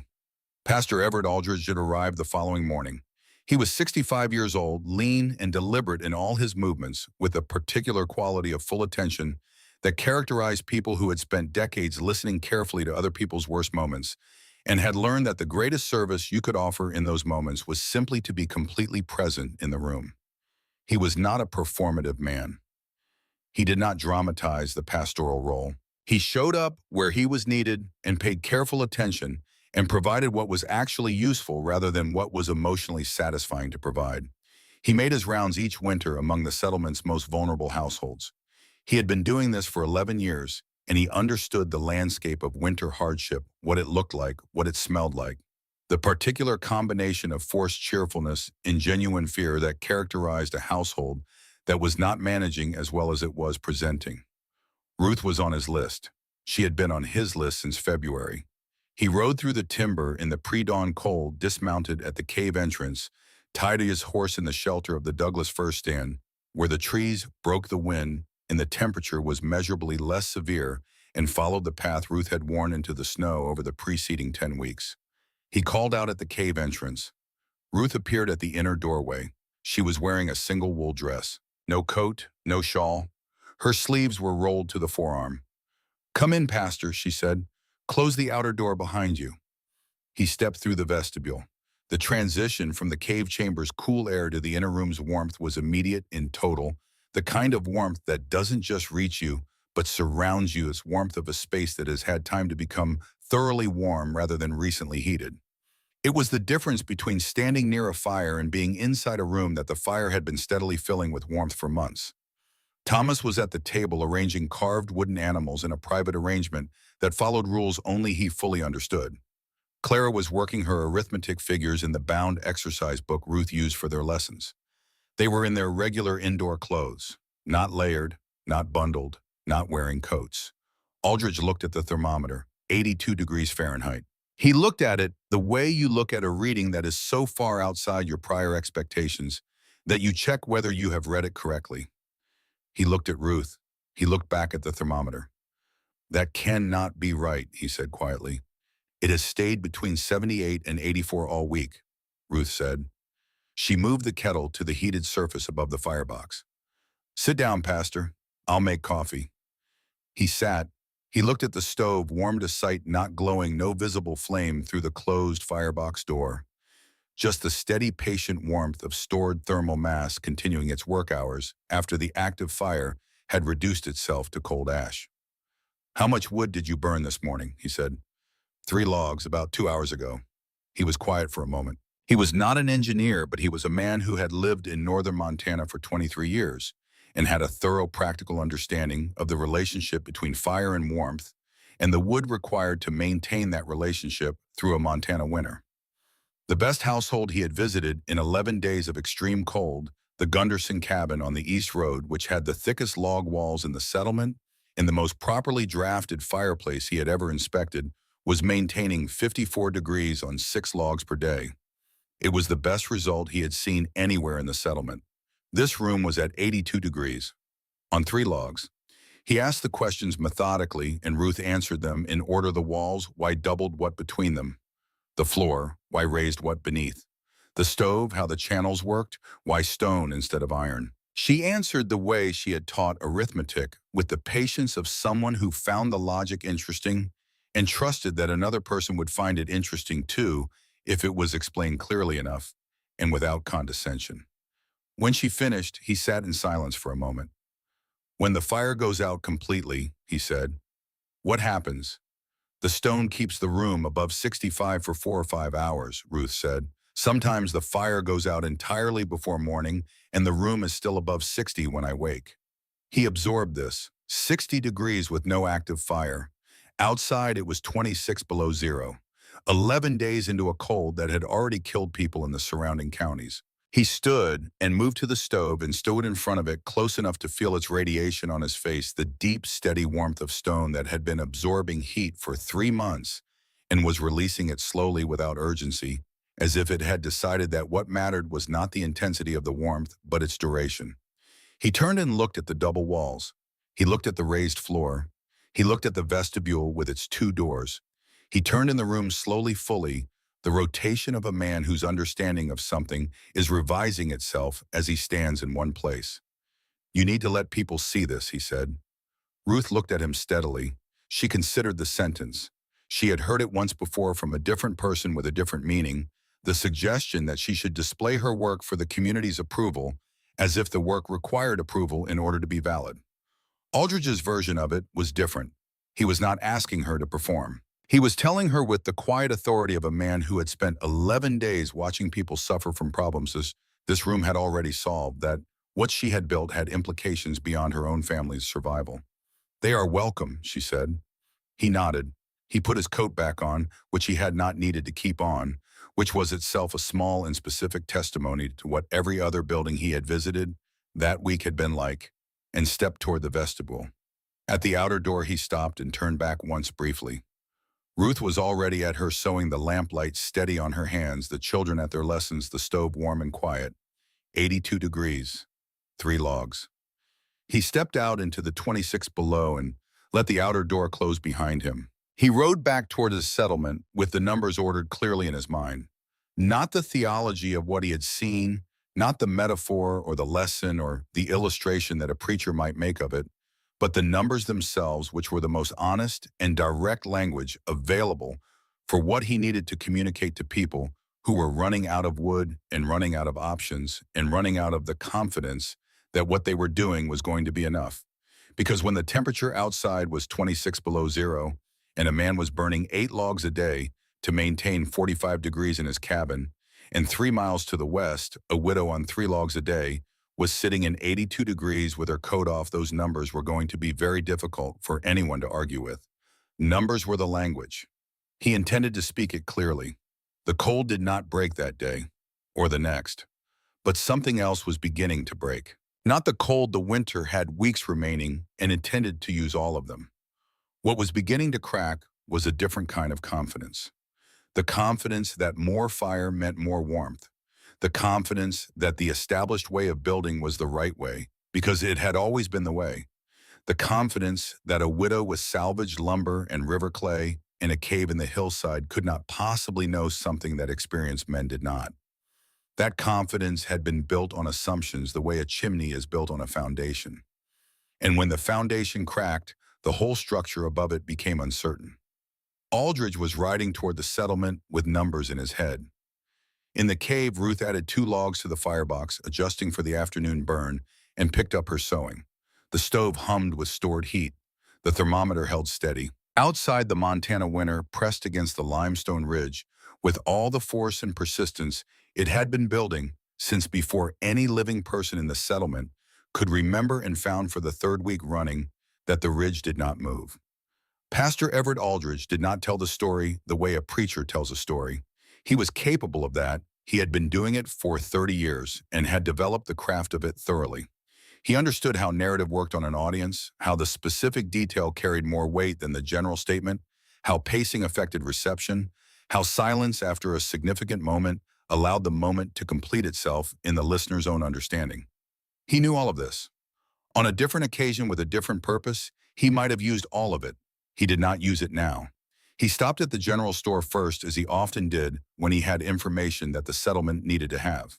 There were 4 men inside when he arrived, 2 warming themselves at the corner stove, 1 behind the counter, working through a dry goods inventory with the mechanical focus of a man who needed to keep his hands occupied, and 1 sitting on a wooden crate near the door with the settled stillness of someone who had come in from the cold and was not yet ready to return to it.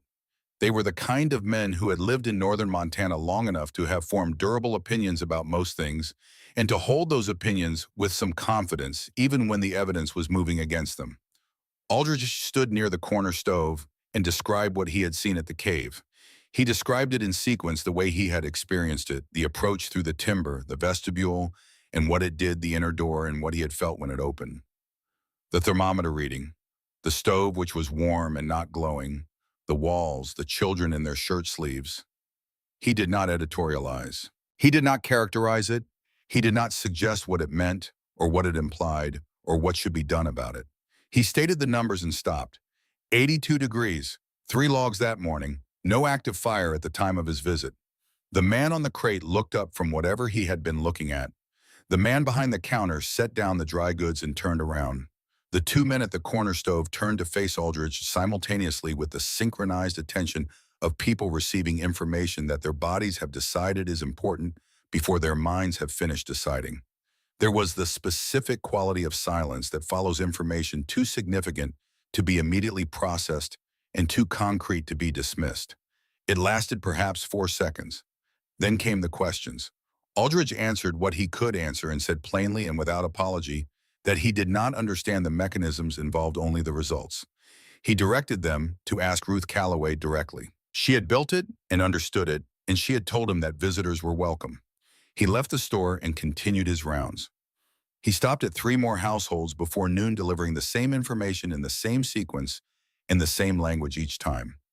He was not performing. He was transmitting data the way a surveyor transmits field measurements accurately without embellishment, trusting the information to make its own case with the people who heard it. The information made an excellent case. The first person arrived at the cave that afternoon.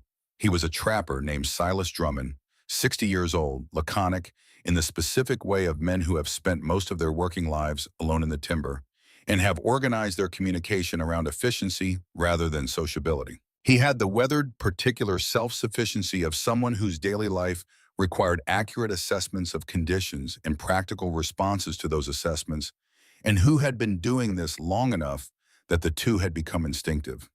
He had heard the numbers from Aldridge at the feed store on the north edge of the settlement. He had considered them for approximately 20 minutes and then ridden west. Ruth heard the outer vestibule door and let him in.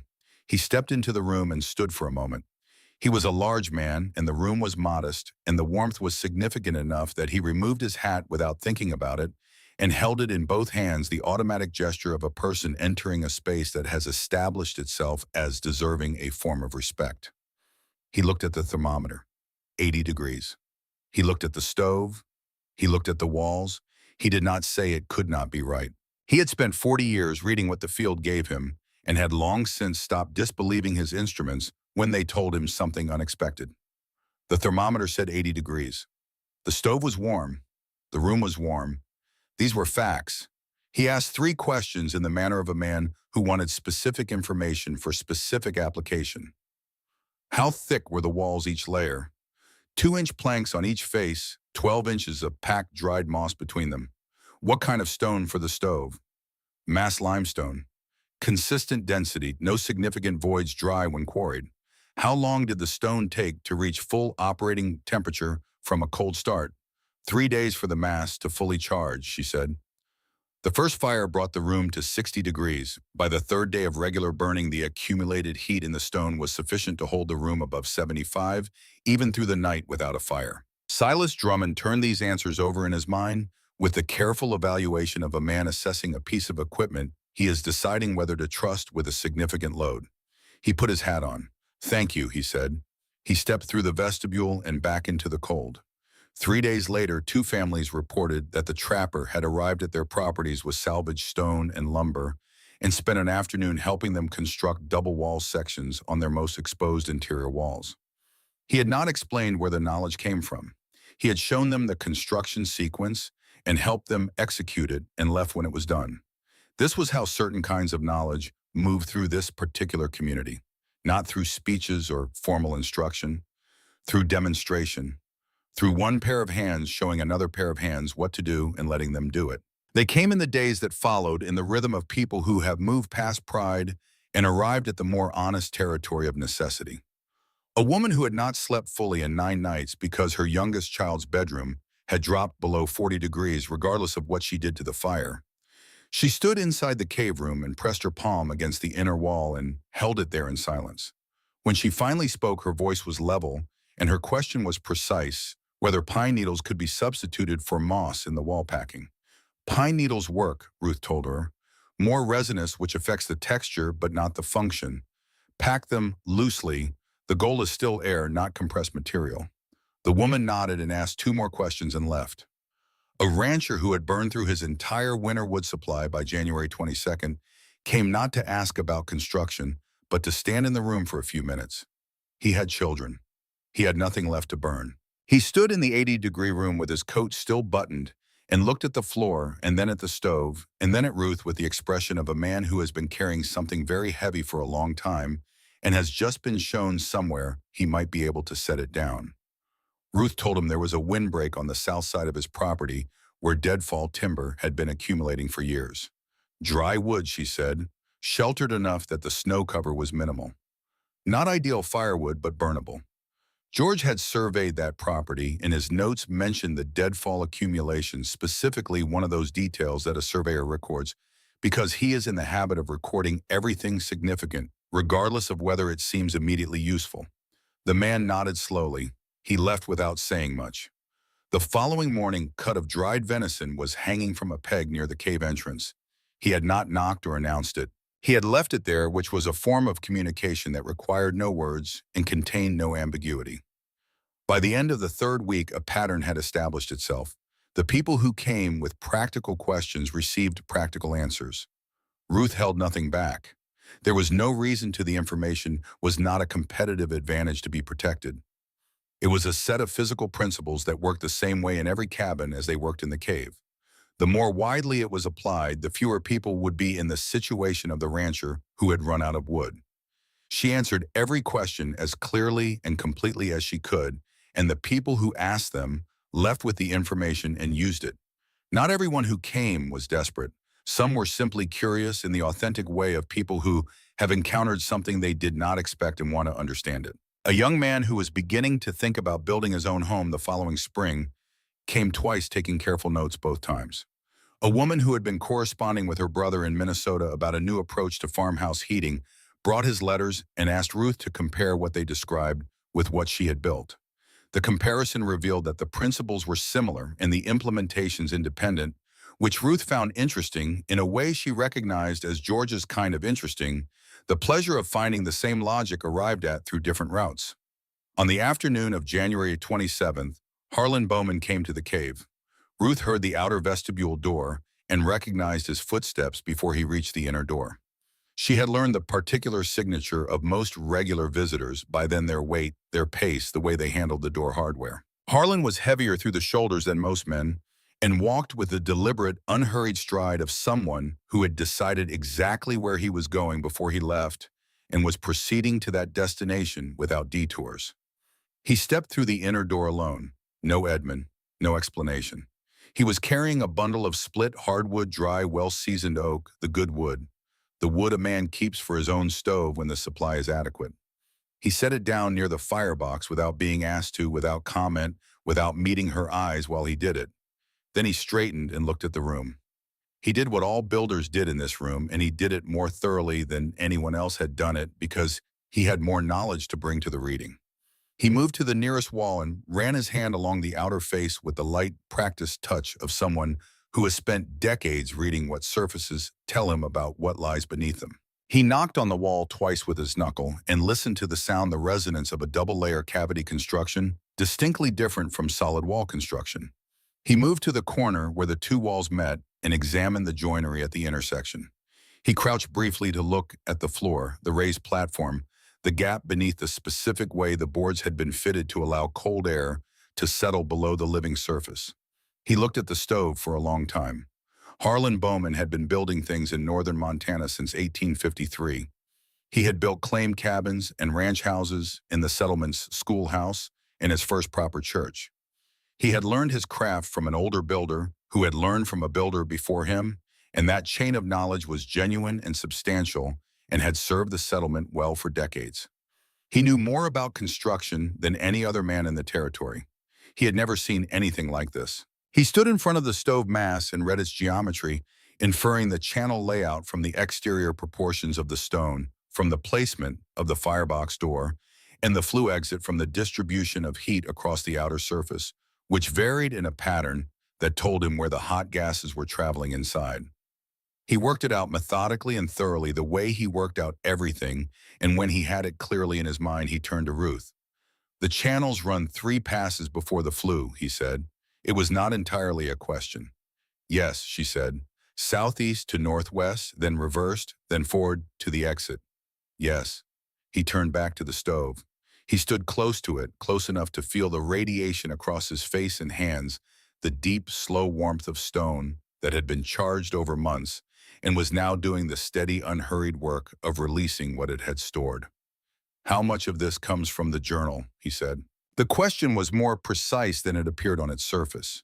He was not asking whether the ideas had originated with George. He had apparently already concluded that they had, or that they partly had. He was asking about the proportion. How much of what he was looking at was George's design, and how much was the decisions this woman had made alone in the field with inadequate materials and no mason's training in a Montana winter coming at a fixed deadline. "The channel design and the basic thermal principles are George's," Ruth said. "The construction sequence, the material, substitutions, the wall gap dimensions, the vestibule, those developed from the constraints of what I was working with. George identified the cave and understood why it would work. I built the room." Harlan was quiet for a moment. "The vestibule is good," he said. "I wouldn't have thought of the vestibule." This was coming from Harlan Bowman, a statement of significant weight. Ruth received it without expression or comment, which was the appropriate response, and she knew it. He asked the remaining technical questions: the air gap width, the moss packing density, the floor gap depth, the clay mortar ratio for the stove channel seams. Ruth answered each one fully. She held nothing back. There was no principle of conservation that applied to this information. It belonged to anyone who would use it. Harlan asked and listened and said nothing about the churchyard in September, or the general store, or the word he had used that had spread through the settlement over a winter evening. He did not apologize. Ruth had not expected an apology. She understood with the clarity that comes from having thought carefully about the people around her for most of her life, that a man like Harlan Bowman expressed accountability through what he built next rather than through what he said now.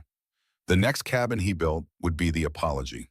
It would be a more durable and honest apology than anything that could be delivered in this room. He put his hat on to leave. At the vestibule door, he paused with his hand on the frame in the same posture Edmund had held 3 weeks earlier, the hesitation of someone who has something left to say and is making a final decision about whether to say it. "George was a good surveyor," he said. "Yes," Ruth said. "He saw things other people walk past." "He did." Harlan nodded once precisely and stepped through the vestibule. Ruth listened to his footsteps move away through the cave chamber and out into the cold. She sat for a moment in the quiet of the room. The stove radiated its patient warmth. The thermometer held steady at 80 degrees. 2 logs burning in the firebox, the stone continuing its long, slow work of accumulation and release. She picked up her sewing. March came late that year, and grudgingly. The cold did not release its grip in any single moment. It retreated in stages the way an entrenched position retreats, giving a degree here and 2 degrees there, then consolidating and holding, then giving again. There were 3 days in the second week of March when the temperature climbed above freezing for the first time since December, and the people of the settlement stood outside with their faces turned toward the pale winter sun with the slightly dazed, grateful expression of people who have survived something they were not entirely certain they would survive and are still adjusting to the fact that they have. Then it dropped again. One final week of hard cold, as if the winter needed to make a last statement before conceding the season. Then it was over. The snowmelt of late March exposed what the winter had taken, and it was worse than most people had permitted themselves to calculate in advance. 11 people in the surrounding counties had died from exposure from smoke inhalation when desperate fires were pummeled in compromised chimneys from fires that started in walls when men pushed overworked stoves beyond the limits of their design and trusted the heat while they slept. Fences had been torn apart and burned. Barn doors had been reduced to splinters. 3 root cellars had been broken into by people who had nothing left to trade for food. The losses were tallied with the practical, forward-looking focus of communities that cannot afford the luxury of sustained grief because there is still too much to do. Livestock losses were severe and visible as the snow pulled back, dark shapes emerging from white in the fields and the paddocks, the specific geometry of animals that had stood in place until they could stand no longer. Ruth counted her wood on the first warm morning in April, standing at the cave entrance with the sun on her face for the first time in 3 months. The count came back at 3 cords and 2 splits remaining. She had used 4.5 cords total over the entire winter.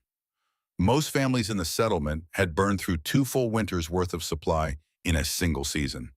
Several had nothing remaining and were already calculating next winter's requirements in April while the ground was still frozen. Ruth had 3 cords. She had enough remaining to survive another full winter if one came. She stacked it neatly against the cave entrance, covered it with canvas, and went inside to make breakfast. April brought visitors of a different kind. The winter had converted the desperate and the curious into something more purposeful, people who had identified specific problems in their own construction and wanted to understand the specific solutions. They came with questions that had dimensions in them, material specifications, proportional ratios. They came the way good students come to a teacher they have finally decided for whatever reason to take seriously.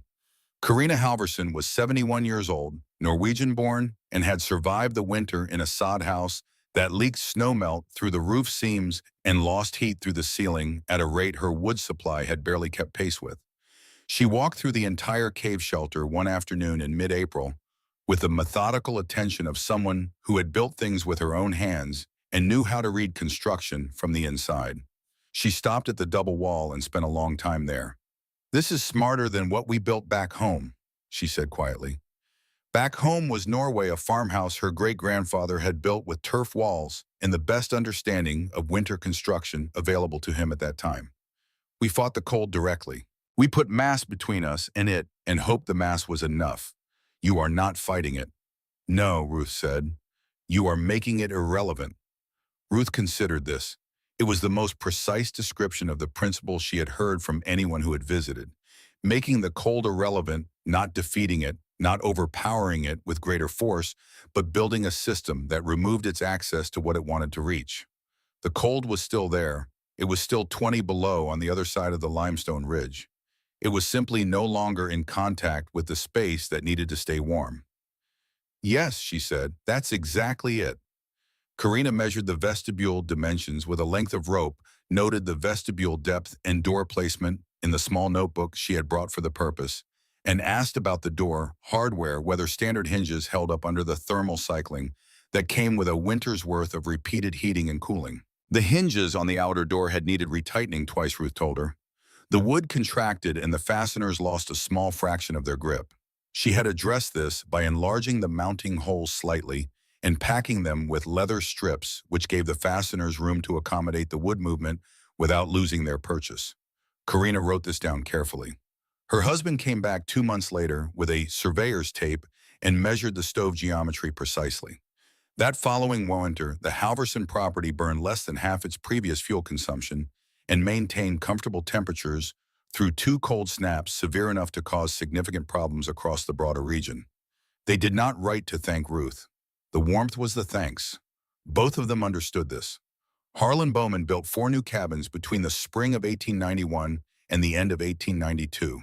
Each one had double-layered exterior walls with an insulated air gap. Each one had a masonry stove positioned against the central interior wall mass designed to radiate into the primary living space. Each one had a vestibule entry on the north-facing door. Each one had a raised floor construction in the main room, separating the living surface from the ground cold by a still air gap. He called these features sound construction practice. He spoke about thermal efficiency when other builders asked him about the changes to his methods. He used the vocabulary of the craft: heat retention, mass distribution, draft management, thermal mass, the technical language that made the principles seem like things a serious builder simply understood and was now choosing to apply with greater rigor. He knew where he had learned them. The cabins he built in those years were the warmest in the region by a margin that was not subtle. People paid the premium he charged for them without significant negotiation because the premium was less than a single winter's extra firewood costs, and the warmth lasted the lifetime of the building.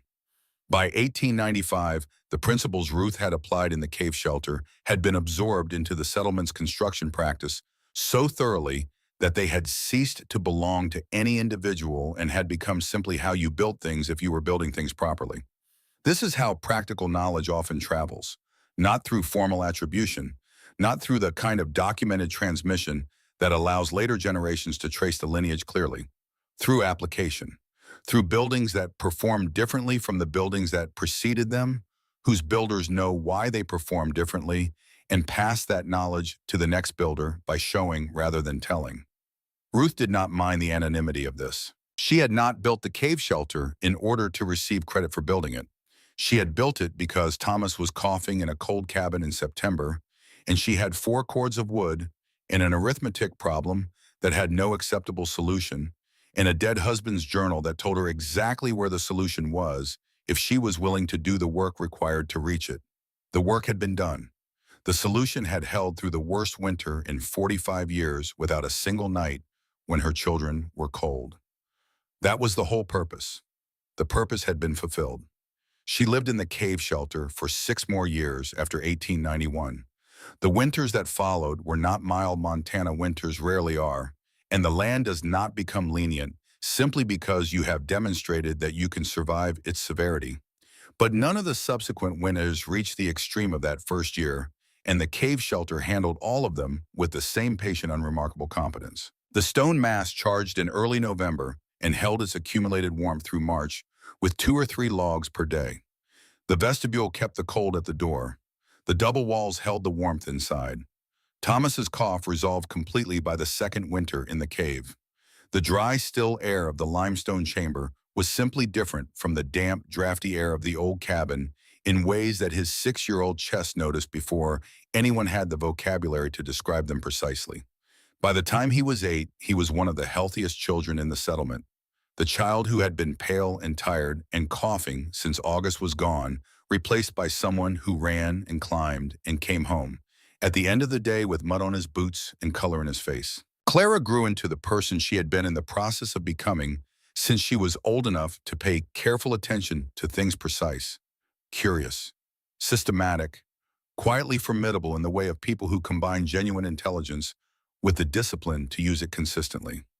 She kept George's journals organized on the shelf above the table and referenced them with the easy familiarity of someone who had internalized their content. She knew her father's handwriting as well as she knew her mother's, which was perhaps the most specific form in which she carried him.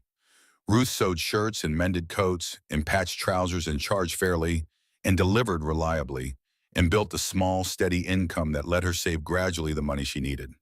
In the spring of 1897, she built a house in town. It was modest in its exterior, 2 stories, clapboard siding, a covered porch on the east face that caught the morning sun. From the outside, it looked like the better class of house in the settlement, well-made in proportion, nothing that announced itself or demanded attention. Inside, it was different. The exterior walls were doubled with a 10-inch gap packed with wool batting she had purchased at favorable terms from a sheep operation south of town, whose owner had heard about the cave and was glad of the business. The main room floor was flagstone set on a sand bed with a crawl space below, cold air settling beneath the floor below the living level, leaving the stone surface above warm to the foot in the way that only a properly isolated floor surface can be warm. The central masonry stove was built against the interior load-bearing wall, positioned by calculation rather than convention, so that its stone mass radiated into both the main room and the kitchen simultaneously. 1 fire, 2 heated spaces, the thermal logic of shared wall mass. The vestibule on the north entry door was 4 feet deep, cedar-lined, with a brass coat hook on the inner wall and a small bench for sitting to pull off cold weather boots. Small, sufficient, purposeful. It was the warmest house in the settlement. People noted this and asked about it and received explanations that they found technically satisfying, while leaving them with the sense that they had understood it less completely than they thought they had. The house performed its function without requiring its occupants to understand it fully, which was, Ruth thought, exactly right. The point of a warm house was warmth. The understanding was secondary. She moved into it in April of 1897 and spent the following 27 winters there, each one more comfortable than the last winter she had spent in the old drafty cabin, with its smoking chimney and its iced-over floorboards, and its 4 cords of wood that had never been going to be enough. The cave remained as she had left it. Hunters used it during storms in the subsequent years and found it reliably warmer than the open air. Not heated, not maintained, but demonstrating the thermal stability that George had measured in November 1888, and that the limestone formation had been demonstrating for considerably longer than that. The double-walled room which Ruth had left, furnished with a basic sleeping platform, the masonry stove cleaned and sealed for storage, and a stack of split wood covered with canvas, served as emergency shelter twice in the decade following her departure. Both times the people who used it trappers caught by weather, once a young man whose horse had gone lame 3 miles from the nearest cabin, were surprised by what they found. Both times they left without fully understanding it. The stone did not require their understanding in order to function. In December of 1903, a geologist from the University of Montana named Dr. Thaddeus Wren came through the region as part of a systematic survey of limestone formations in the northern Rocky Mountain foothills. A local guide showed him the cave as a geological curiosity worth noting. In a survey of the area's subsurface characteristics, the formation was unusual in its consistency and thermal stability, the kind of thing that warranted a measurement in a field note. Dr. Wren carried a calibrated precision thermometer in a bound field journal. He entered the cave shelter and recorded the interior temperature of the double-walled room, 51 degrees Fahrenheit. The outside temperature that afternoon was 19 degrees. No fire had been built in the stove in at least 3 weeks. The ash in the firebox was cold and completely dry, and the stone channels were cool to the touch at their upper surfaces. No external heat source, no active warming of any kind. A 32-degree differential in an unheated structure. In December, in northern Montana, Wren examined the construction carefully. He noted the double wall design, the raised floor, the masonry stove with its channeled internal geometry. He noted the vestibule. He pressed his hand against the stove's outer stone face and registered something that his field training prompted him to note specifically. Even 3 weeks after the last fire, the stone mass retained a temperature measurably above the surrounding cave air. The deep thermal memory of a material that had been regularly charged over a period of years and had not yet fully discharged what it had accumulated. He sat on the room's sleeping platform and wrote in his field journal for 20 minutes. His final notation on the structure read, "Ingenious application of natural thermal properties." The designer demonstrated a sophisticated understanding of heat retention and thermal mass behavior that this work reflects as an intuitive grasp of principles most formally trained engineers take years to develop systematically. Remarkable for any practitioner. Exceptional given the apparent resource constraints under which it was executed. Designer unknown. He closed the journal and left. Clara Calloway was 21 years old in 1903. She had taken a position as a records clerk at the University of Montana the previous year, a position she had obtained partly through the direct recommendation of 2 professors who had encountered her particular quality of systematic intelligence during separate, unrelated occasions, and had independently concluded that it was worth supporting. She had her mother's practicality, her father's thoroughness, and an administrative capability that had reorganized the records office's filing system within her first 3 months in a way that everyone who used the system appreciated and nobody had managed to do in the preceding 15 years. She heard about Dr. Wren's survey through a colleague who had processed the incoming field reports. She requested access to the relevant journal entries through the appropriate channels, waited the proper amount of time, and read Dr. Wren's notation about the cave shelter. She read the last 2 words, "Designer unknown." She sat with those 2 words for the length of her lunch break, thinking about them with the careful, thorough quality of attention she brought to everything that deserved careful consideration. She understood what her mother would say about this, that the cave kept people warm, regardless of whether anyone knew who built it, that the knowledge had moved through the settlement and improved people's lives, regardless of whether Harlan Bowman said Ruth's name when he explained his construction principles to the builders who asked him about them.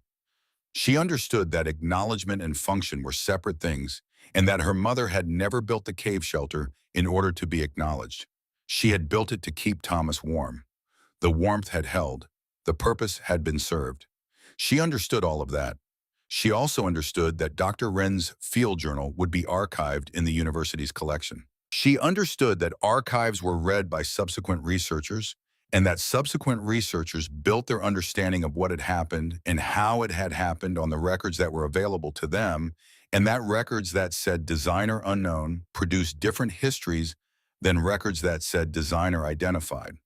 She also understood that designer unknown was simply not accurate. She went back to her desk after lunch and wrote a letter to the editor of the local newspaper. 3 paragraphs. It described the construction of the cave shelter in the winter of 1890 to 1891. The materials used, the methods applied, the performance during the extreme cold event of January 1891, and the subsequent adoption of those methods across the settlement and into the regional construction practice that had made buildings warmer and reduced firewood consumption for over a decade. It cited Dr. Wren's temperature measurements as independent verification of what the shelter had been doing for 12 years. It named the designer, Ruth Calloway, 1891. The newspaper published the letter 4 days later in its regional notes section, which was not the front page, but which was read by the people who read newspapers carefully, the people who had the habit of reading past the headlines to the information that did not present itself dramatically, the information that accumulated slowly into understanding. Ruth read the letter over breakfast on the morning it appeared with her coffee and with Clara sitting across the table. She read it completely and then set it down. "You didn't need to do that," she said. "Dr. Wren's journal will be in the university archive," Clara said. "In 20 years or 40 years, someone will read it and want to know who built that cave. I wanted them to be able to find out." Ruth returned to her coffee. She looked out the window at the winter morning. Snow on the ground, pale winter light coming in at a low angle, smoke rising from the chimneys of the houses in the settlement in straight, vertical columns. The straight columns of houses with properly drafted flues. Houses that were warmer than they had been 15 years ago because of principles that had moved through the community the way warmth moves through stone. Slowly, thoroughly, without spectacle. "Your father would have been interested in the geological survey," she said finally. "The limestone formation, specifically. He always thought the ridge was unusual." "He was right," Clara said. "He was right about most things," Ruth said. She set down the coffee, picked up her coat, and went to collect the shirts from the ranch on the North Road. It was a 2-mile walk each direction in cold air. She had never found this to be a problem.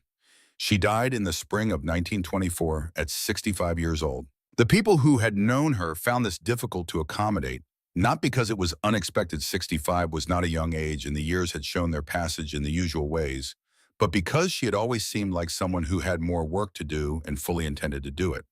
She had maintained her sewing work until late in 1923. She had maintained her house with its double walls and its masonry stove and its flagstone floor and its cedar-lined vestibule to the standard of a person who intended to continue living in it. She had more work to do. She simply ran out of time before she could do it, which is the specific condition of almost everyone who has work worth doing. The work she had left behind was substantial and had long since exceeded its original scope. Double wall construction was standard practice for serious builders in the region by the early 1900s. Masonry stoves had replaced open fireplaces in most well-built winter structures. Vestibule entries were common enough that a house without one seemed incomplete, seemed like something that had not been finished correctly. The specific arithmetic of the cave 3 logs versus 882 degrees versus 45 had been absorbed so thoroughly into the practical understanding of the community that it was no longer remembered as having an origin. It was simply how the physics worked, and everyone knew it, which was in its way the highest possible form of success a practical idea could achieve. It had become invisible because it had become obvious. It had become obvious because it had been demonstrated, and the demonstration had been sufficiently clear and sufficiently complete that the principle behind it had entered the general understanding and stayed there. Before she died, Ruth gave George's journals to Thomas. Thomas was 39 years old. He worked land surveys for the county, the same work his father had done, with the same careful field notes and the same preference for the outdoors over the office, and the same habit of recording more than the minimum because you could not know in advance which observation would turn out to be the significant one. He had his father's jaw and his father's way of tilting his head when he was thinking, and he had grown into a man who was steady and thorough and trusted by the people who hired him to go into difficult terrain and bring back accurate information. He held the journals and looked at his mother, at her capable hands that had built a stove and a key and a house in a town and mended more shirts than could be counted, at her straight posture, at the settled quality of a woman who had arrived somewhere definitive and was not uncertain about where she was. "You did it for him," he said. "I did it for you," she said, "and Clara, and for a room that needed to stay warm." She paused. "But yes, also for him. He saw what needed to be done. He worked it out clearly and wrote it down carefully. I just had the opportunity to build what he had already understood." Thomas looked at the journals in his hands and then back at his mother. "You did more than build it," he said. She shook her head slightly, not in disagreement, but in the specific way of a person declining an elaboration that isn't necessary. "The room held," she said. "That was what mattered. The cave stands today on the west ridge above what was once the settlement. The Douglas fir trees still guard its entrance. They are old growth now, their trunks 4 feet and more in circumference, their canopy continuous and thick enough that the ground beneath them holds shadow at midday. The cave mouth faces southeast the way George Calloway noted it, faced in his survey journal, in the summer of 1888, sheltered from the prevailing north wind by the timber and the rock face on either side exactly as he had described. Inside the chamber, the double-walled room is still standing. The lumber has grayed and dried over the decades, but holds its structural integrity. The joints still tight, the wall framing still plumb, the raised floor platform still level above the cave ground with its gap intact below. The clay mortar has contracted in places and would need repointing for the room to function at its original efficiency, but the structure itself is sound. Limestone does not rot. Stone channels do not warp. The masonry stove, if cleaned and fired, would draw correctly through the three-pass channel geometry and up through the fissure at the surface. The physics do not change.